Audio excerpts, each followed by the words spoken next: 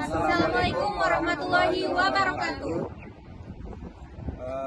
Perkenalkan, kami dari kelompok kedua. Saya selaku moderatornya Khairul Anam dan teman Saya Ari Budiarto sebagai pembaca materi. Dan saya Anasya Najwa Azahra sebagai pembaca materi. Dan saya Nur Febriyanti sebagai pembaca materi. Kami akan mempresentasikan hasil kerja kelompok kami, yaitu tentang Islam dalam menjamin kebahagiaan dunia dan akhirat dalam konteks kehidupan modern. Materinya akan langsung disampaikan oleh dari Ya, yang pertama, hakikat kebahagiaan dalam perspektif Islam.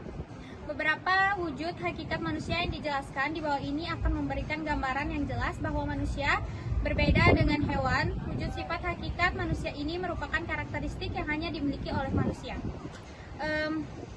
Paham eksistensialisme menemukan bahwa karakteristik manusia tersebut seharusnya menjadi bahan pertimbangan dalam menetapkan dan membenahi arah dan tujuan pendidikan. Umar Tirta Raharja dan L.A. Sulo mengatakan antara wujud sifat hakikat manusia adalah sebagai berikut. Yang pertama ada kemampuan menyadari diri, yang kedua kemampuan berekstensi, yang ketiga pemilihan kata, yang keempat moral dan aturan, kemudian yang kelima berkemampuan bertanggung jawab, yang keenam rasa kebebasan atau kemerdekaan, yang ketujuh ada kesediaan melaksanakan kewajiban dan menyadari hak, yang kedelapan kemampuan menghayati kebahagiaan. Kebahagiaan merupakan dambaan setiap insan. Dalam Islam, konsep kebahagiaan memiliki makna yang luas dan mendalam, melampaui sekedar kesenangan duniawi. Berikut adalah pemahaman tentang hakikat kebahagiaan dalam perspektif Islam. Yang pertama, kebahagiaan sebagai tujuan hidup. Islam mengajarkan bahwa tujuan hidup manusia adalah untuk mencapai kebahagiaan sejati, baik di dunia maupun di akhirat. Kebahagiaan ini bukan sekedar perasaan senang sesaat, melainkan keadaan jiwa yang tenang, damai, dan penuh kepuasan. Kemudian yang kedua, kebahagiaan yang berbasis iman dan takwa. Kebahagiaan sejati dalam Islam didasarkan pada iman kepada Allah Subhanahu wa taala dan ketaatan kepadanya. Takwa, yaitu ketakwaan kepada Allah, menjadi kunci utama untuk meraih kebahagiaan. Dengan takwa, seorang akan terhindar dari perbuatan dosa dan maksiat yang dapat merusak jiwa dan hati. Kemudian yang terakhir, kebahagiaan yang menyeluruh. Kebahagiaan dalam mencakup semua aspek kehidupan, baik duniawi maupun akhirat. Kebahagiaan duniawi meliputi kesehatan, rezeki, keluarga, lingkungan yang baik. Sementara kebahagiaan akhirat meliputi surga dan ridho Allah Subhanahu wa taala. Terima kasih. Terima kasih untuk Saudari Aca. Materi selanjutnya akan dibacakan oleh Saudara Ari. Baik, di sini saya akan menyampaikan materi tentang modernisasi dalam perspektif Islam. Modernisasi secara etimologis berasal dari bahasa Latin modo dan ernus. Modo artinya cara, sedangkan ernus berarti menunjukkan pada adanya periode waktu masa kini. Pada dasarnya, modernisasi mencakup suatu transformasi keseluruhan kehidupan bersama yang tradisional atau pra-modern dalam arti teknologi serta organisasi sosial ke arah pola-pola ekonomi dan politik yang menjadi ciri negara-negara barat yang stabil. Modernisasi merupakan bentuk perubahan sosial. Biasanya merupakan perubahan sosial yang terarah atau directed change yang didasarkan pada perencanaan planet change. Sedangkan menurut Kamus Besar Bahasa Indonesia, untuk modernisasi adalah hal atau tindakan yang bukan modern. Pemodernan dan tindakan mau menerima sifat modern. Karakteristik umum modernisasi menyangkut aspek-aspek sosio-demografis masyarakat dan sosio-demografis sendiri. Digambarkan dengan istilah gerakan sosial atau social mobility. Artinya, suatu proses unsur-unsur sosial, ekonomis, dan psikologis mulai menunjukkan peluang ke arah pola-pola baru melalui sosialisasi dan pola-pola perilaku. Kemudian dari aspek struktural organisasi sosial, diartikan sebagai unsur-unsur dan norma-norma kemasyarakatan yang terwujud apabila manusia mengadakan hubungan dengan sesama di dalam kehidupan masyarakat. Terima kasih. Terima kasih untuk Saudara Arif. Materi selanjutnya akan dibacakan oleh Saudari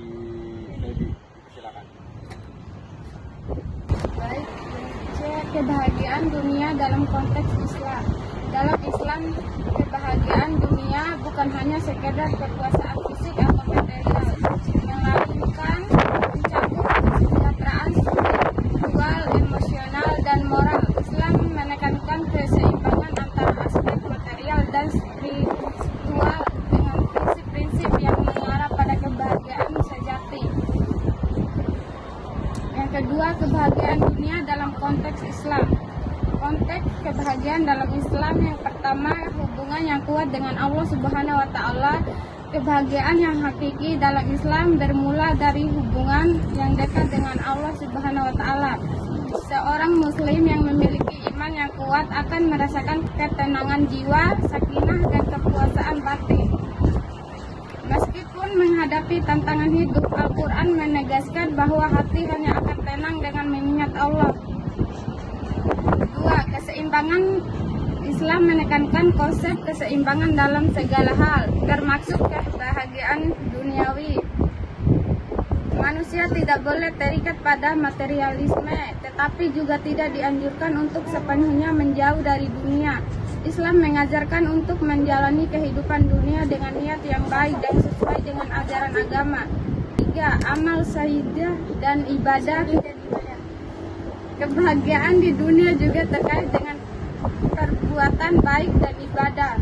Misalnya, sedekah, membantu sesama, berbakti kepada kedua orang tua, dan silaturahmi.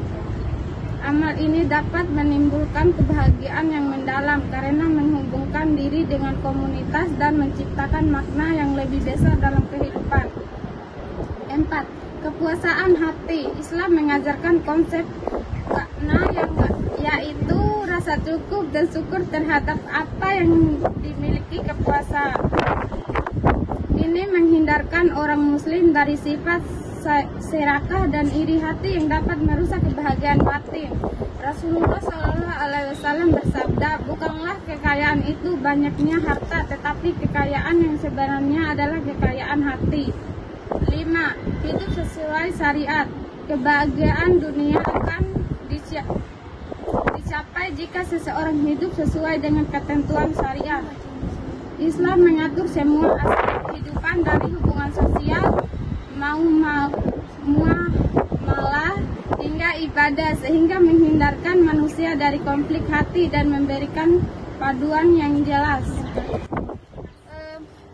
Selanjutnya ada tambahan sedikit, kebahagiaan dunia akhirat.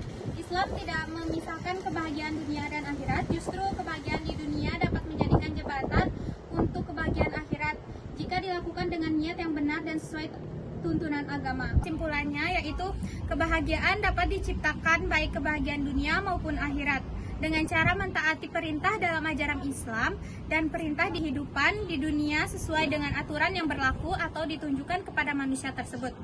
Dan kehidupan modernisasi tentunya menyuguhkan manusia dengan kenikmatan dan kebahagiaan di dunia, tapi jika modernisasi tersebut tidak diikuti dengan aturan-aturan yang diberikan baik dalam agama Islam maupun aturan yang dibuat oleh manusia itu sendiri.